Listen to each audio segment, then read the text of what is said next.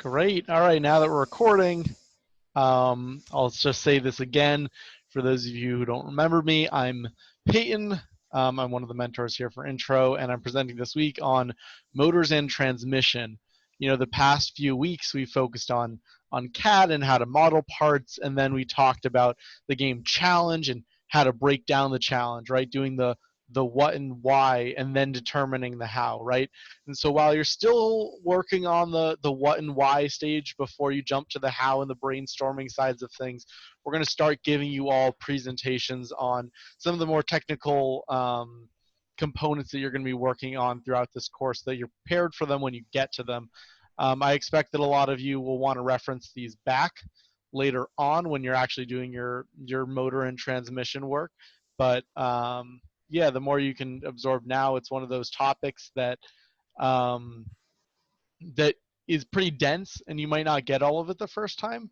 So I expect that many of you will try to revisit this. So real quick, some announcements before the beginning of this is Scott's stuff. Yep. I thought you were going to take it from me for a second. Yeah, so a couple reminders. I actually forgot to remind you guys last week on this. Please get those waivers for Zoom submitted. I posted the link that's in the PowerPoint in the chat a minute ago. In that folder, you'll find the template. And then once you complete it, fill it out, you save it to the Mechatronics subfolder of that. And Shayla has put a document that outlined like the naming scheme and all that stuff. So the total procedure for that is all laid out for you. That's just, allows us to continue to post these to YouTube so that you guys can reference them. If you guys miss a meeting, you guys can reference them. So yeah, please get those in. Can you switch? There you go.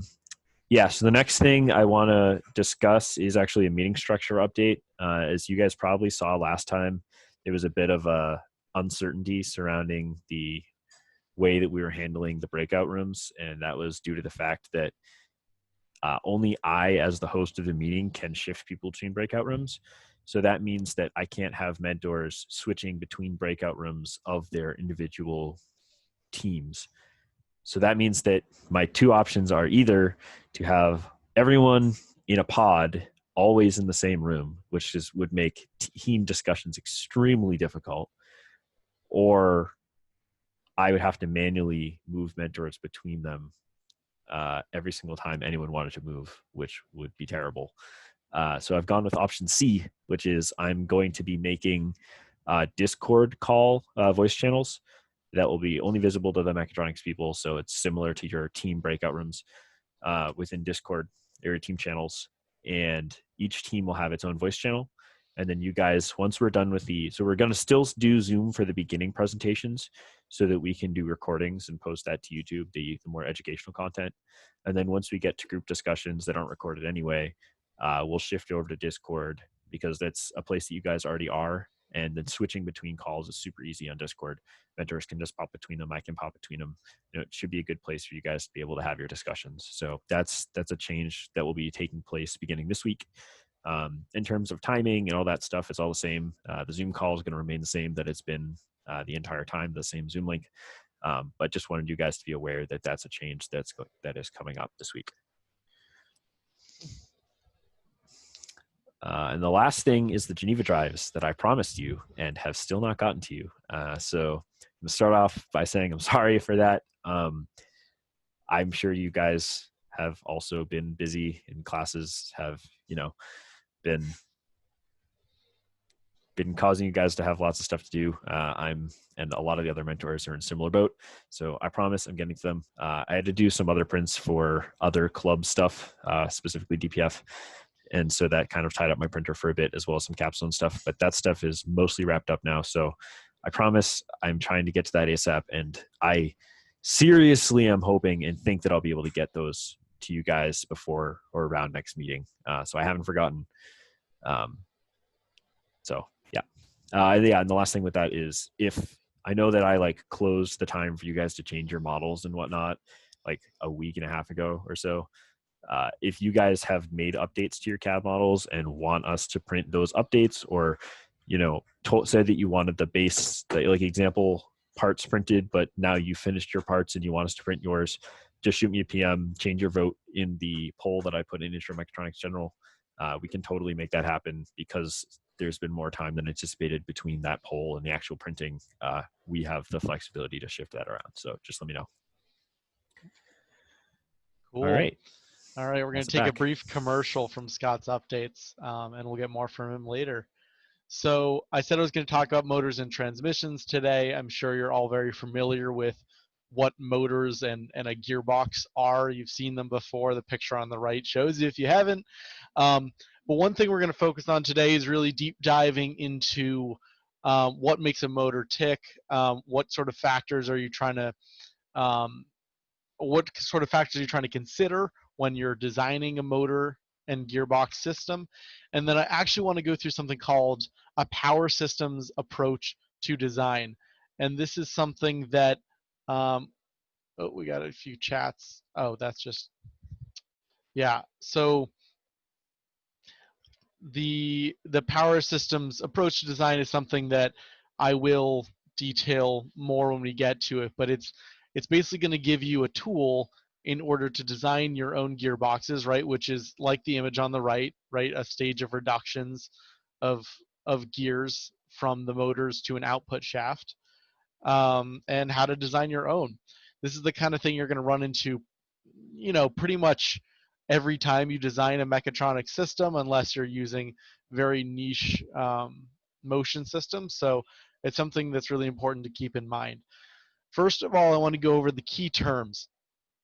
The number one term to take away from this presentation is power. We're going to be talking about everything in this presentation in terms of power.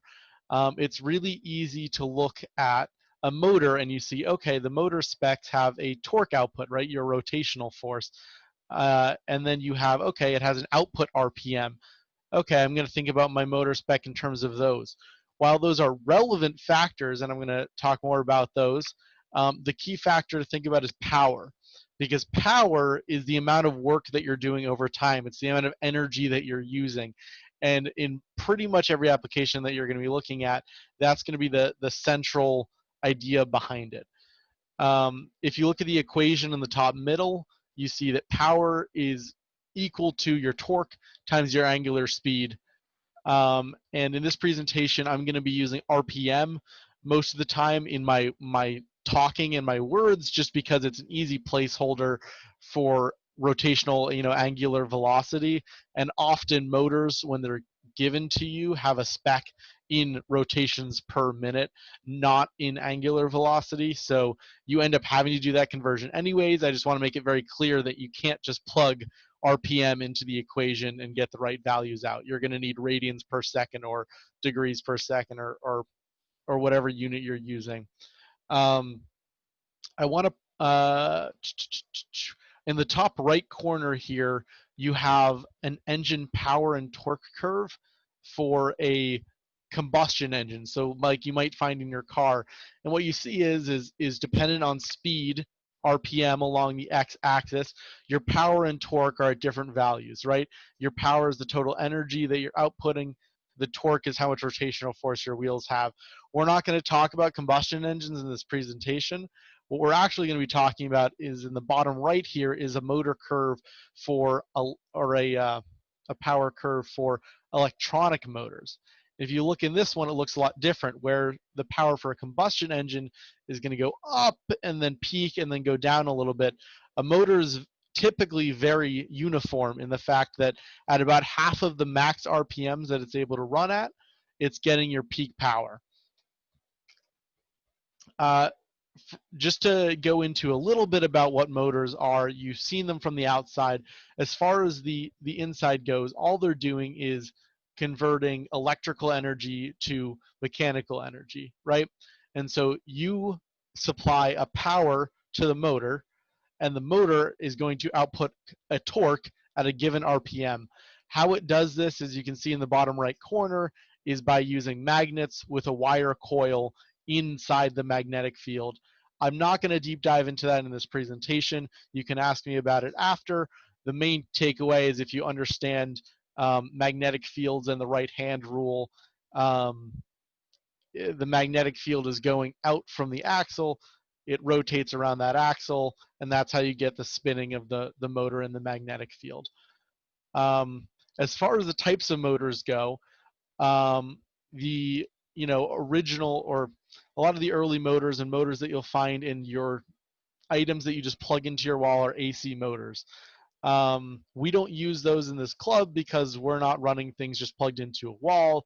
We have to send them up in a rocket, and the extension cords for that are just a little tough to manage. So we decided not to do that, and we mainly use DC motors. The typical DC motor is a brushed DC motor. That is the image that I just showed you in the bottom right-hand corner of the screen, where you have magnets, you have a wire coil running through it, and it's going to spin. That has been the standard for a long time. It's typically the most common that you're going to find for hobbyist motors and everything like that, and we use those quite frequently in our designs here. But in the past, 10 years or so, the popularity of brushless DC motors are really on the rise. The best example of a brushless DC motor that you might recognize is the motor we have in the top right corner, and that is a drone prop motor. So you'll see those with the propellers on the end of them on a drone, and they're going to fly around. For those, pretty much you're not spinning the wire around, you're spinning the magnets around, or you're not getting as much drag inside of it. Long story short, they work at a higher efficiency rate, but unlike a brush DC motor, you can't just plug them into a battery and they'll spin. Because they work on an alternating magnet system, not a constant magnetic field, they require a digital signal to run, which means that they need a motor controller, a circuit board that's going to tell it how to run the motor, which adds cost and complexity and isn't quite as good for mocking things up very quickly.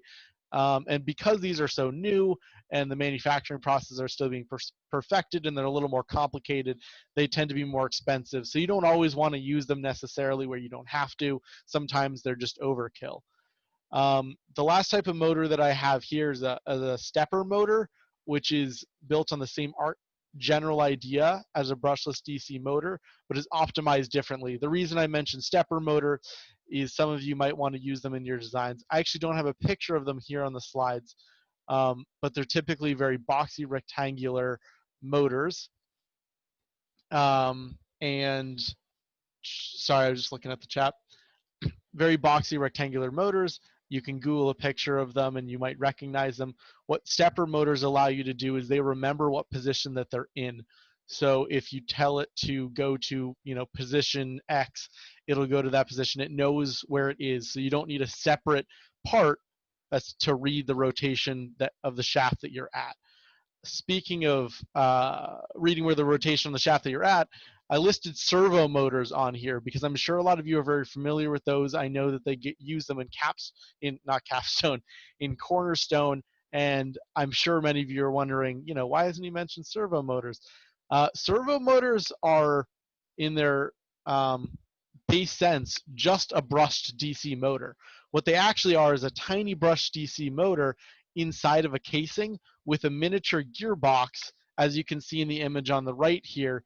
And then they have a potentiometer, which is a sensor that can read rotation.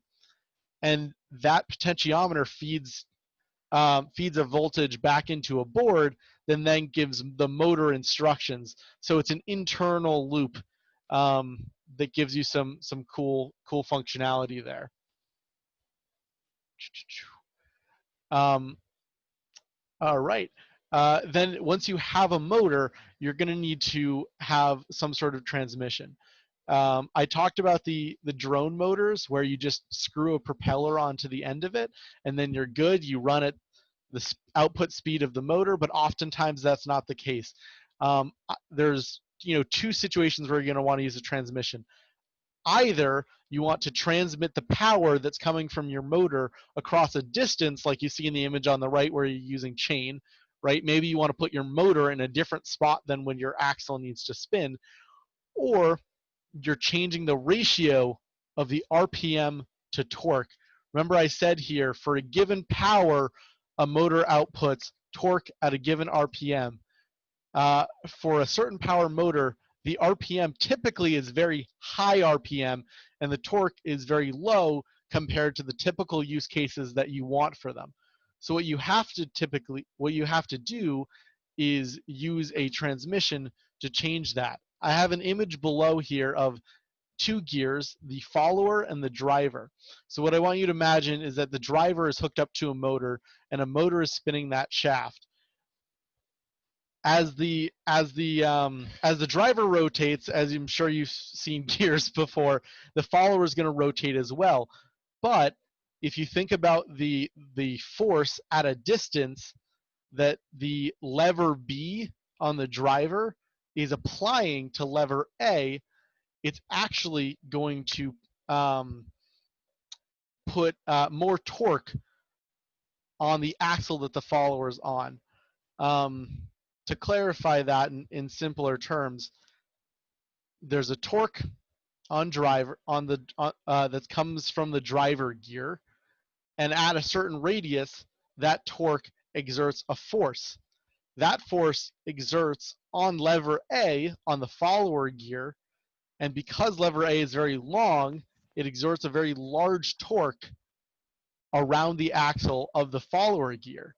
But because the driver gear has a lot less teeth than the follower gear, for each rotation of the... Did someone scribble on the screen? How did that happen? Interesting. I got scribbles on... Does anyone see the scribbles on the screen? Yeah, I see the scribbles. Yep. I didn't do them, though. That's super weird. Well, okay. I didn't do it, but I do see them. That is modern art, I suppose. I don't know if that's going to follow a slide to slide, but we'll see. Well, I figured out how to kill it. It's gone. Cool. Right. So effectively, what you get here is that from using a small gear, driving a big gear, you're now increasing the torque and proportionally decreasing the acceleration. Sorry, whoops. I didn't mean to skip a slide there. This ends up being a very simple equation. Based on the number of teeth that you have or the ratio of the diameters of the gear. Say this driver is a 1, 2, 3, 4, 5, 6, 7 tooth gear. 8. It's an 8-tooth gear, and the follower, say, is a 20-tooth gear. Then you'd be increasing the torque at a 20 to 8 ratio and decreasing the RPM at an 8 to 20 ratio. That's the general idea. So I mentioned gears and chain in this in the previous slide, but you're going to use them in different cases. So gears are your most common type of transmission that you might imagine because they are very high resolution, meaning that for any position on the shaft, it's very precise as to where your axle is and where your gear is.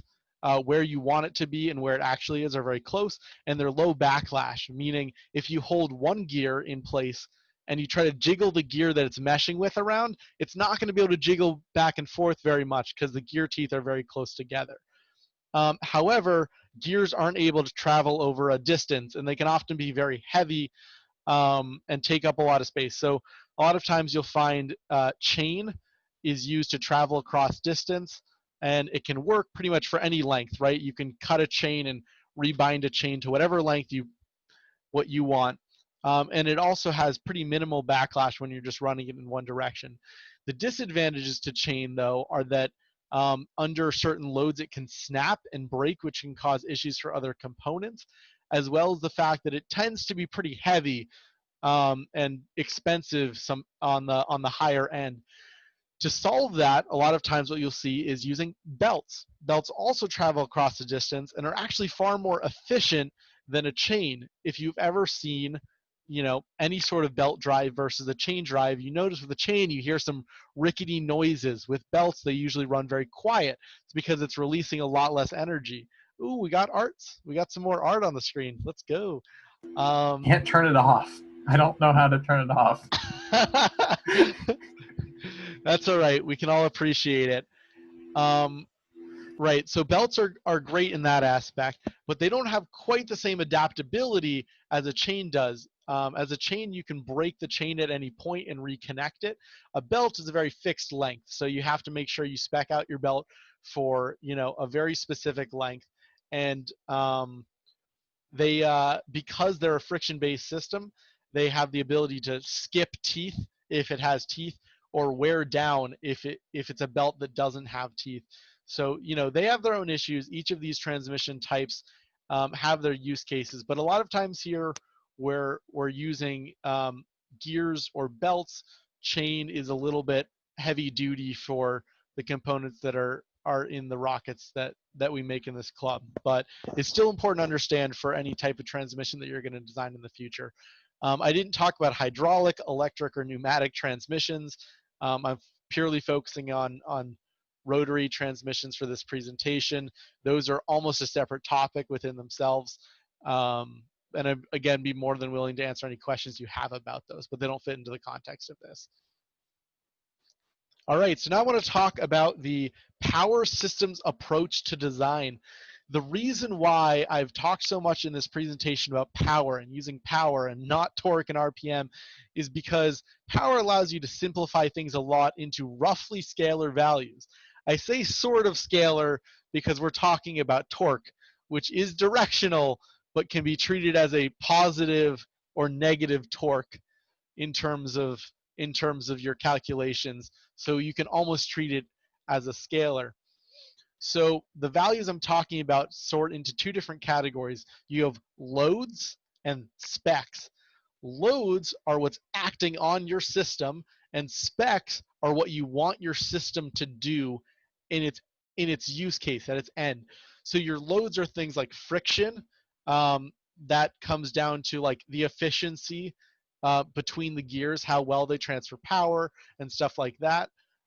It's the resistive forces, so that might be a hill or something that you're trying to push, or I don't know, a spring that you're loading back, right? That you're trying to cock back a spring.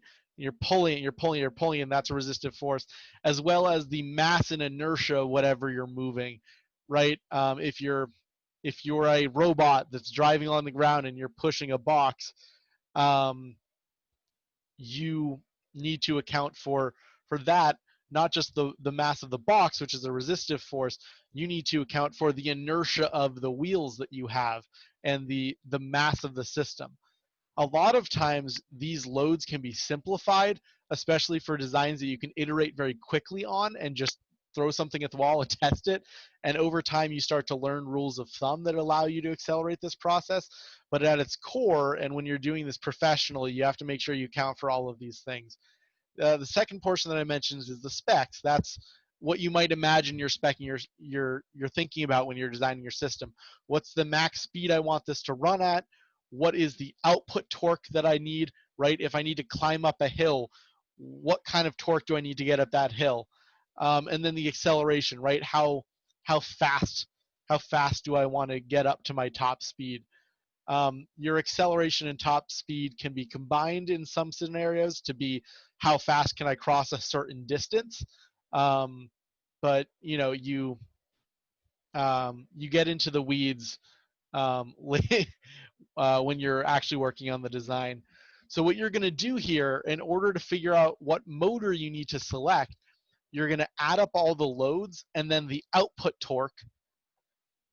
You're either going to add up the loads plus the output torque, or add up the loads and the acceleration requirements, and that's going to give you a total torque that you need your motor to be able to provide the system, right?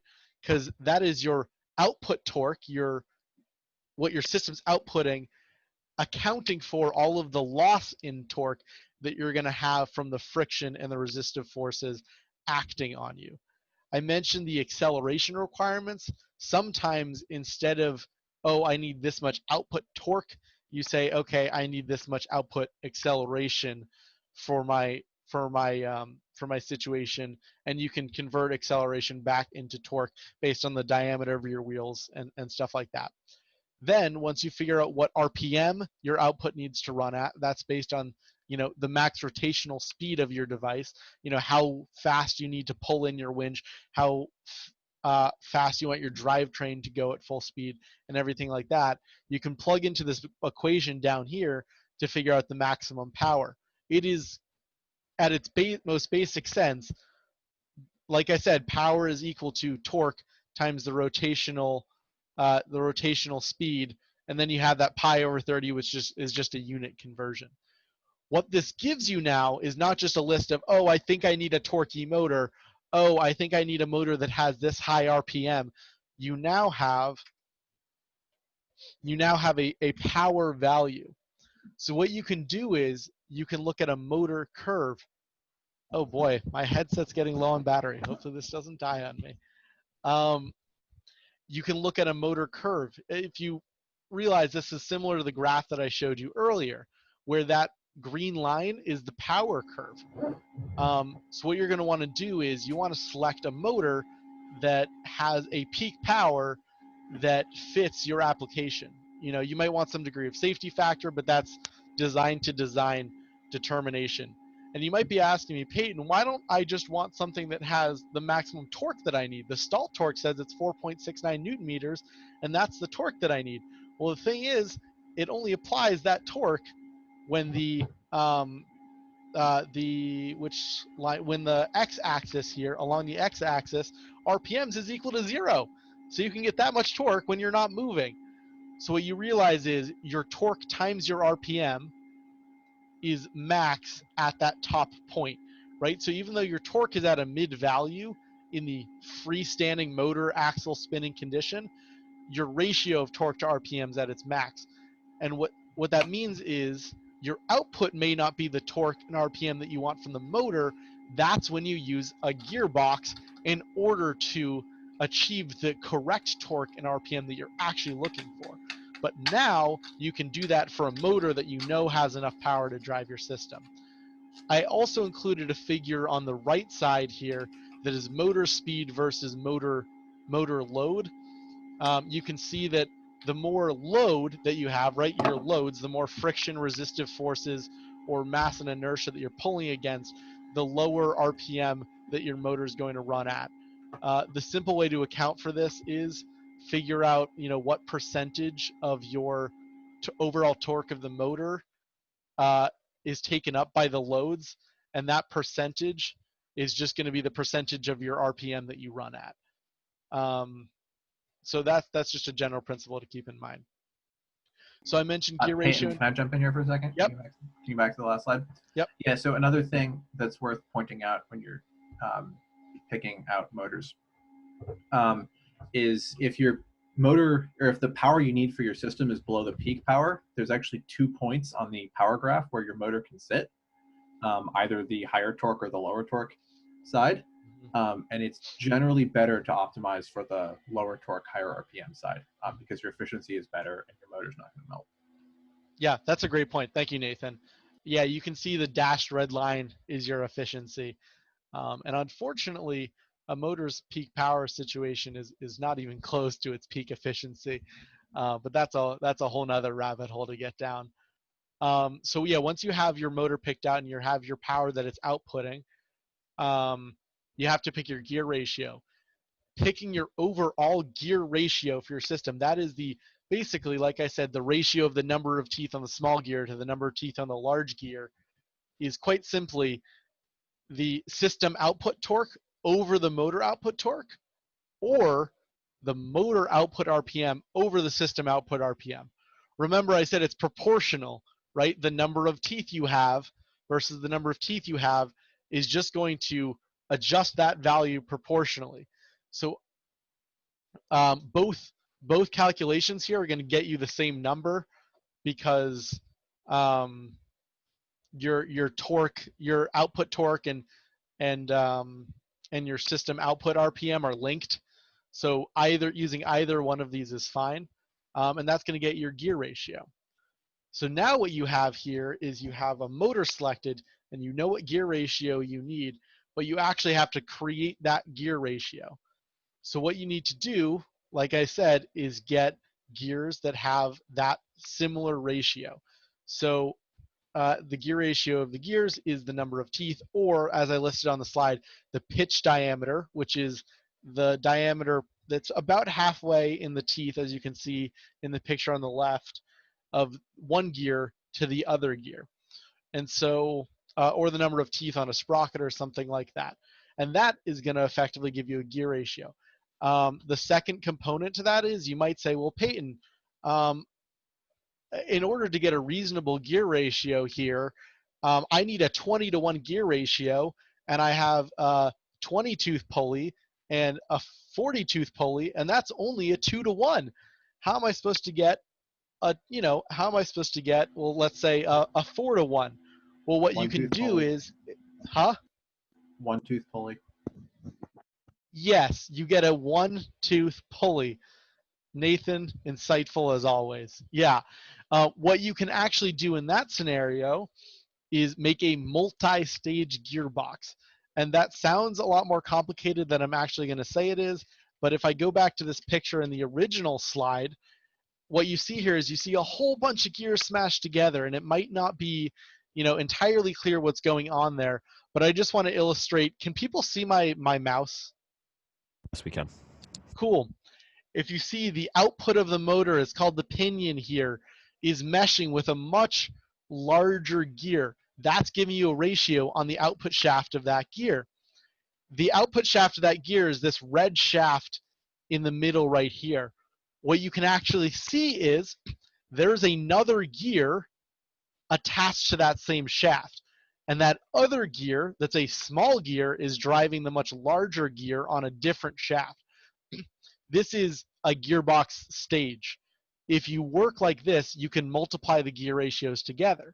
So if I wanted a 4x1, 4-to-1, but I didn't have the gears to make a 4-to-1, or a 4-to-1 would take up a lot of space, I can do two 2-to-1 gear ratios linked together, and that will effectively give me the 4-to-1.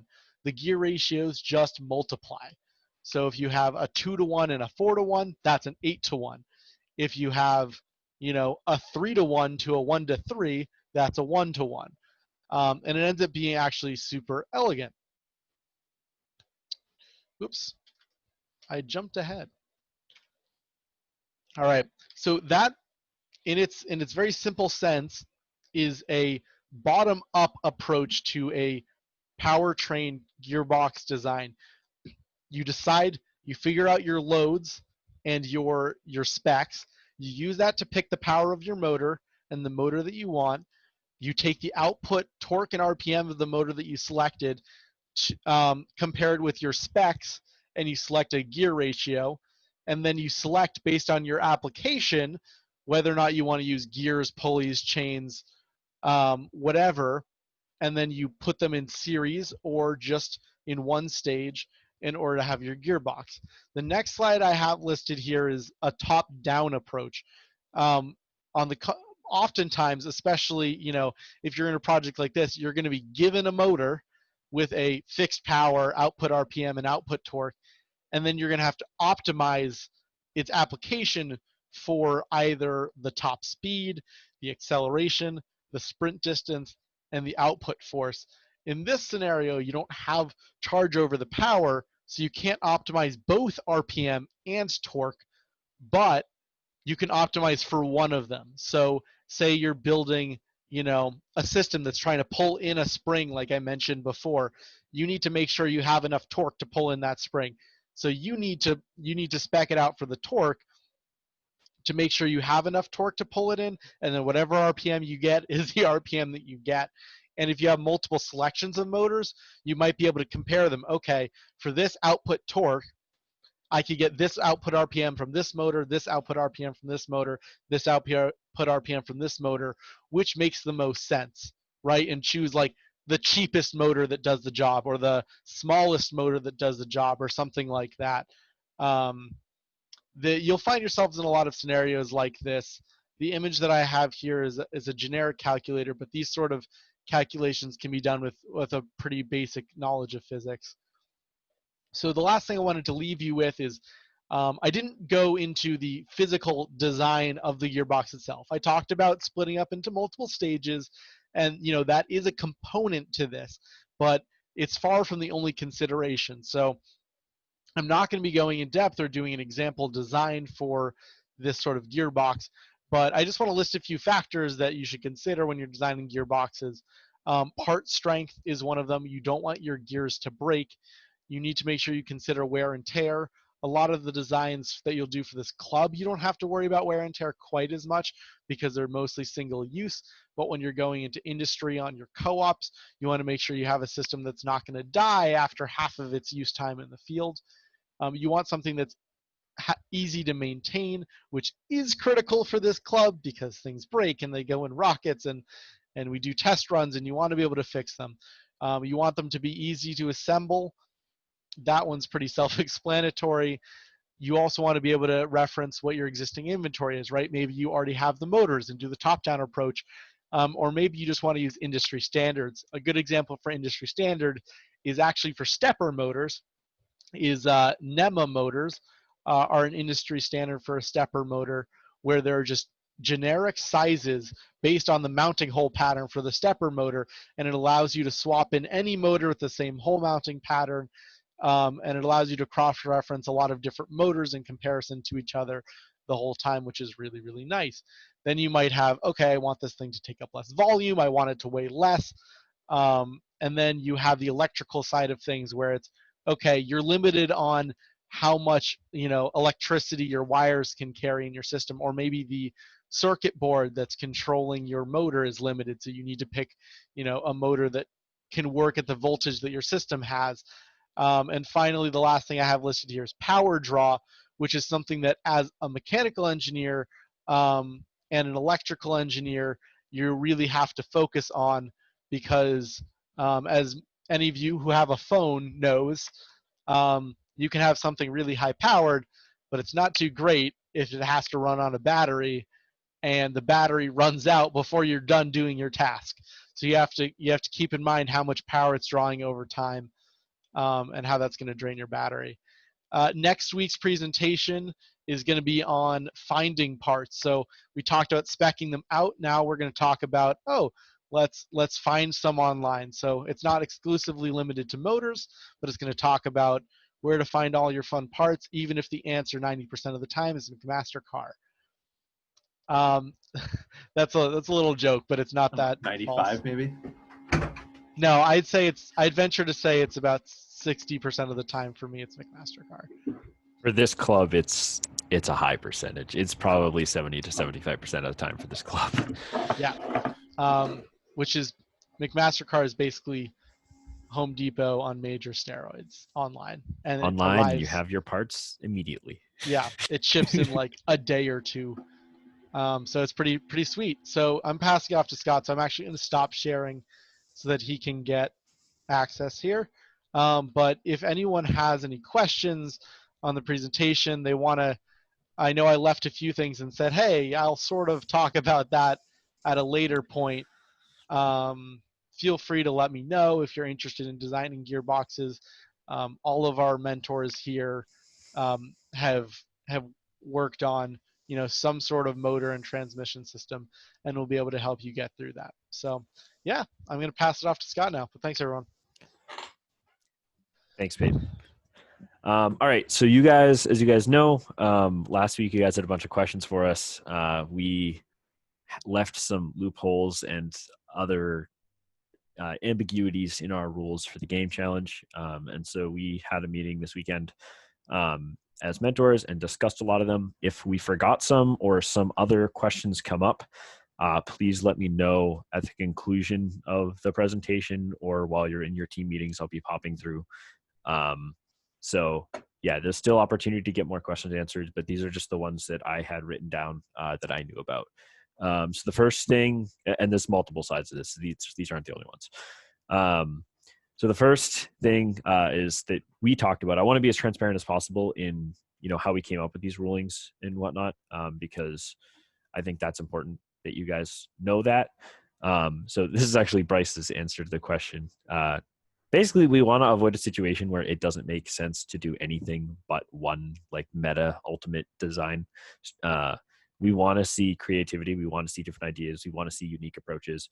And if we leave rules in that create this like there's only one good way to do it. That's not gonna result in the level of creativity that we're hoping to see. So that's kind of the primary reason for most of these rulings. And the other is, on some of them, we're trying to prevent you guys from going down paths that will lead you to more difficult things than you think, that will lead to a serious lack of returns compared to the effort put in, which might be due to things that we've done in the past or whatnot. So there's a couple. Well, I'll tell you the one when we get there. So the first rule, the first question was, can the projectile have stored potential energy? Oh, also real quick, I'm going to present the answers to these questions without any additional context, because I'm trying to not lead you into what these rulings could mean design-wise. That's for you guys to figure out. So can the projectile have stored potential energy in it? The answer is yes. Can the lander vertically travel? The answer is yes, or vertically travel once it lands. Sorry, that I should have been more specific. The answer is yes if it remains in contact with the ground throughout the entirety of the travel. But if it leaves the ground in like a jumping motion or something like that, the answer is no. That would also include a flying motion. We'll get to that though. The next thing is, how much can the payload expand outside of its original packaging? On the ground, the answer is as much as you want. In the air, the answer is it can expand as much as you want, but there's kind of an asterisk there where it needs to be deemed safe. On the ground, it needs to be deemed safe too, but particularly in the air, there's a couple safety concerns. The first of which is you have something falling out of the sky. So inherently, if you have something now very large or sharp or something like that, we need to have a discussion about making sure that it's not hazardous for people on the ground. And the other thing is, it is attached to a parachute that is attached to it with cord. Granted, relatively beefy Kevlar cord, but still a cord nonetheless. And if you expand out and do some kind of operation that's, we feel, is potentially hazardous to the parachute or the Kevlar cord attaching the parachute to your system, we might have to veto that on the grounds that it's not acceptable for a system to free fall, because that's not safe, and that would also result in your stuff breaking. So that would suck all around. There was a lot of questions about the 15-foot ring, and that's actually kind of my fault for referring to it so strongly as a ring, because that's not actually how it's going to be in practice necessarily. So yeah, as I mentioned on there, it's not really a ring. It will be scored based on the distance away from the closest point of the lander. So if your projectile lands 15 feet away from the closest point on your lander at the conclusion of the launching routine, that doesn't say routine, it should. It says routing, my bad. And the end of the launching routine will be defined by the team within a reasonable amount of time. Then that's your distance. And also note, parachute and shock cord doesn't count, so that's also going to be landing with your system. But you have very little control over how that lands. If that, a gust of wind blows and it, kind of spreads out away from your lander in the direction that you're shooting, we're not holding that against you because that's not your fault. So the ring is actually lander shaped, if you will. Can you build a drone? No. And you can't build drone projectiles either. I realize someone's probably sad about this, maybe several someone's. I'm sorry. This is the one I was referencing earlier. We've tried to put baby drones in rockets. It's harder than you think. Part of it is it's not really in the spirit of the competition. It doesn't really fit what we were going for. But the other thing is, it's extremely difficult. We've tried to do actually like projects where the drone group and UAV works with competition rocketry, and we had like a payload for drones, and they've also looked into independent projects that would be putting drones and rockets. It's possible, but very difficult. And those we're talking about 8 and 6-inch rockets. At the 4-inch rocket scale, it's not feasible with the resources that we're giving you to actually pull that off. So just don't try to do a drone. And also don't try to lawyer the definition of a drone. You know what a drone is. Other rule updates. The base can't move once it lands. So you can expand once you've landed, but the base can't move. And we're defining the base as the battery just for ease of, because all these might look different. So that's an easy thing that we know you'll all have. So the battery can't move once you've landed. Yep, but I said the expand thing. For stored potential elastic energy, you need a safety mechanism that will be, removed on the ground. So what this means is if you have some kind of stored elastic energy for a launcher of some sort, you need to if you have some kind of stored potential elastic energy for a launcher, then you need some kind of like locking pin or some kind of physical hard stop to prevent your system from accidentally firing while inside of the rocket, or actually I should specify accidentally launching when it's not supposed to launch at any time, but particularly in the rocket. And we're going to give you the opportunity when you approach the payload to activate its launch sequence by pressing a button on the outside to physically remove that pin. So you don't have to have some kind of actuator to remove it or anything like that. Don't worry about that. It can literally be like a pin you pull or some kind of locking mechanism or something that can be kind of up to you and your mentor. And you can take it off with your hand, trying your best to not disturb the way it landed too much. You can't use this as an excuse to like reorient it or flip it upside down, or you can't do that. But like if you pull a pin, that's acceptable, or something like that, or a latch or something. This is just to prevent you from accidentally damaging the rocket or accidentally causing something unsafe to happen before we are ready for the launch to happen. This rule does not stand for mechanisms relating to the landing, because of course you wouldn't be able to actually undo a physical latch in the air because you are not in the air, hopefully. So that is not true for that. However, that is going to have the asterisk that's within mentor safety discretion per usual. We want you guys to come up with cool landing mechanisms and techniques, but we got to be safe. So that's all. On that, as we did last time, we have a slight bit of group shuffling going on here. So the one big change this week, and I promise I'm going to try to minimize this as I've said in the past, but sometimes things need to happen. So in this case, actually, we're just made the decision to merge the two of Nathan's groups. So you guys are going to be one like mega group of the 5 of you guys. And you need a group name. I let you guys get away with it last week. But you need a group name, and you technically need a pod name too. So you guys have the ability to, because you're one group in one pod, you could do something fun with that if you wanted to. Make it like a compound name or something. I don't know. Or they could name their group name TBD. Please don't do that. Pod group name TBD. Yeah, so that's what's going on with group shuffling.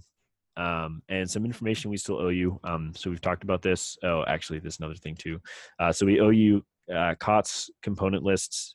We've mentioned that there's going to be components that are on that like pre-bought list that you can use. We haven't given you that. We also haven't given you budget values yet, which I realize is kind of important. So that's going to be over the next couple weeks as well. Hopefully next week, but possibly the week after. And the last thing is more information about the airframe payload adapter. We should be having a meeting relatively soon between airframe and Mechatronics to discuss more details of that. So if any of you guys have any questions about that over the next couple of meetings, if we haven't gotten information to you, please don't hesitate to ask. Be that for the adapter, be that for the budget, the cost component list. If you need like rough bits of information, even if we can't give you full information at this time, please ask, and we will do our best to get you the information that you need to not be blocked design-wise. All right.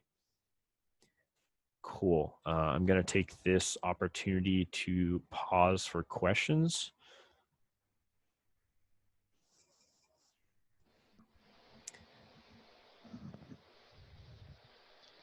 And if there aren't any, I'm going to stop